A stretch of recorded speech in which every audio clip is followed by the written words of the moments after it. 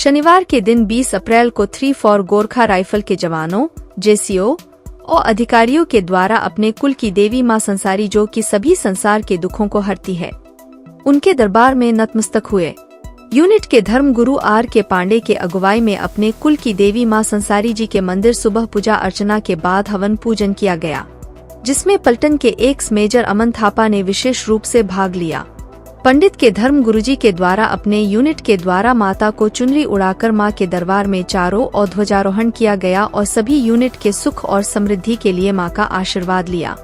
उनके साथ स्थानीय महिलाओं ने भी विशेष रूप से पूजा में अपनी उपस्थिति दर्ज कराई। इस मंदिर का निर्माण आज से 100 साल पहले उनके यूनिट के द्वारा किया गया था। तभी से यूनिट चतुर्थ गोरखा राइफल के 5 यूनिट के जवान और अधिकारी लोग हर वर्ष अप्रैल के महीने में अपनी कुल देवी और अपने गुरु गोरखनाथ और सभी यूनिट की शक्ति की देवी मां काली की पूजा अर्चना के लिए देश के किसी भी कोने में हो जरूर अपने अपने देवी देवताओं को पूजने के लिए बकलोह जरूर पहुँचते हैं। वही चिलामा स्थित गुरु गोरखनाथ जी के मंदिर में 2/4 और 4/4 GR के यूनिट के लोगों के द्वारा पूजा अर्चना की, वही दूसरी और बकलोह स्थित गुरु गोरखनाथ जी के मंदिर में 1, 4 और 5/4 GR के द्वारा मंदिर में हवन पूजन किया गया और बाबा जी को रोट का प्रसाद चढ़ाया गया। हवन पूजन के बाद स्थानीय महिलाओं भजन कीर्तन किया गया और तीनों मंदिरों में लंगर का आयोजन किया गया था। इस मौके में सभी यूनिट के धर्म गुरुओं ने अपने अपने यूनिट के लिए मनोकामना और सुख समृद्धि की कामना की गई।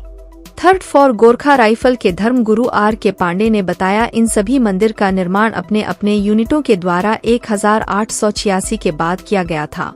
तभी से लेकर आज दिन तक सभी 5 यूनिट के लोग हर साल इन मंदिरों माथा टेकने आते हैं और अपने यूनिटों के लिए अपने गुरु और अपने कुल देवी का आशीर्वाद लेकर चले जाते हैं।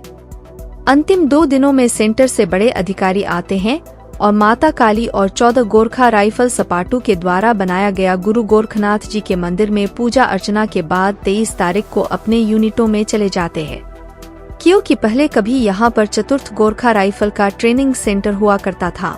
तभी 5 यूनिटों के द्वारा अपने अपने देवी देवताओं के मंदिरों की स्थापना की गई थी।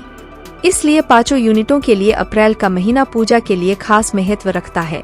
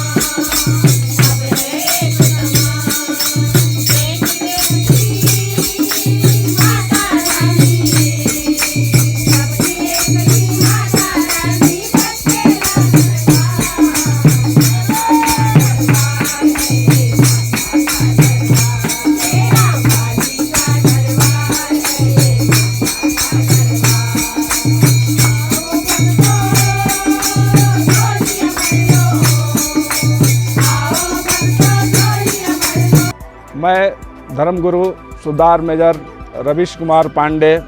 3 GR टेनिस बटालियन से अरुणाचल से सुबेदार गोपाल थापा, नायब सुबेदार सनी थापा और हवलदार सुरेश,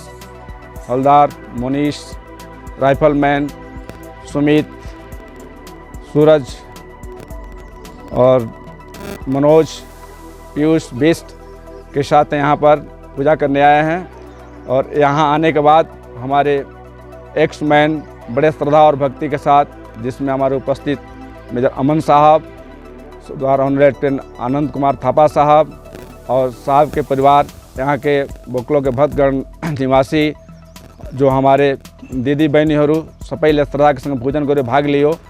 हम देश के किसी कोने में जहाँ भी रहते हैं, ये हमारी संसारी माता की स्थापना बहुत सालों साल से पूजा होती आई रही है। ये हमारे जन्म से पहले जब यहाँ पलटन रेंज हुई थी उस समय माता संसारी की स्थापना इस भावना से की गई थी कि जहाँ भी हम रहेंगे माता हमारी कुल की रक्षा करेंगी। और तब से ही हमारी 34 जियाचिन बटालियन ने कुल देवी के रूप में इनको अपनाया है। माँ का पूजन करने से किसी प्रकार की आदि व्याधि रोग बीमारी से हमारी बचाव होता है। और जहाँ भी हमारे मन में यह भावना है, जिस प्रकार से माँ अपने बच्चे की देखभाल करती है, ठीक उसी प्रकार से माता के जब हम आशीर्वाद लेते हैं तो माँ हमारी देखभाल करती है। दुर्गम से दुर्गम इलाका में, चाहे हम ऑपरेशन के लिए जाते हैं, चाहे हम ट्रेनिंग के लिए जाते हैं,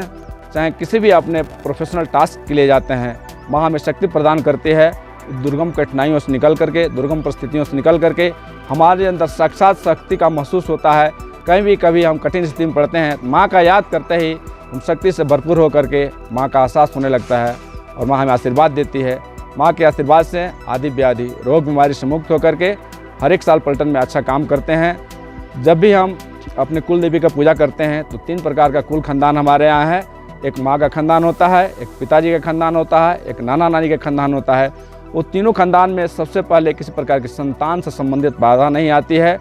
और वीर संतान होता है, श्रद्धालु संतान होता है। वह माँ भगवती की कृपा कर संतान, माँ बाप को मानने वाला, रीति रिवाज परंपरा के धर्म को मानने वाला, आध्यात्मिक शक्ति से भरपूर होता है, जिससे उसकी ज़िंदगी में किसी प्रकार कोई कठिनाई ना आती है। साथ साथ देशभक्ति की भावना उसके अंदर होती है, उसके साथ वीर का सोचता का शक्ति होती है, जिससे देश सेवा में बढ़ चढ़ के हिस्सा लेता है। जिस प्रकार एक माँ अपने बच्चे का देखभाल करती है, माँ के मन में यह कभी विचार नहीं आता है कि मेरा बच्चा किस हालत में है, और माँ प्यार से बच्चे को उठाकर अपने गोद में रख लेती है, उसके सिर पर हाथ रख आशीर्वाद देती है, मेरा बच्चा बड़ा बने, अपने कुल खानदान का नाम, गांव समाज का नाम, अपने देश का नाम रोशन करे। ठीक उसी प्रकार से माँ भगवती के शरण में आते हैं जितने हम सैनिक भक्त हैं, बकलोह नगर निवासी हैं या बकलोह की कुल देवी के रूप में स्थापित हैं। माँ हमारे हर एक प्रकार से सैनिकों के साथ साथ बकलोह नगर निवासियों की सुरक्षा करती है और हमारे कुल खानदान में कभी भी कोई विघ्न बाधा नहीं आने देती है। इससे हमारी संतान क्या होती है